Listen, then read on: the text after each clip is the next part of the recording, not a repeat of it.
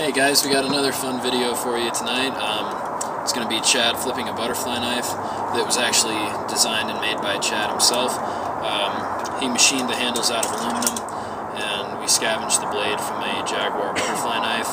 He custom made the pins and assembled everything himself and gave the knife as a present to me. I'm really happy with it. It's more durable than most butterfly knives you can buy for under $150. It flips real well.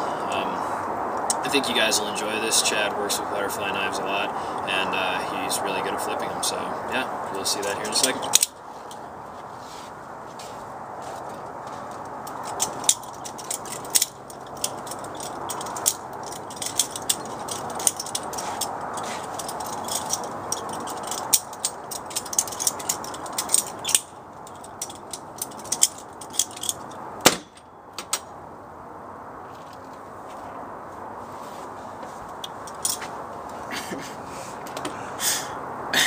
How important was this tape?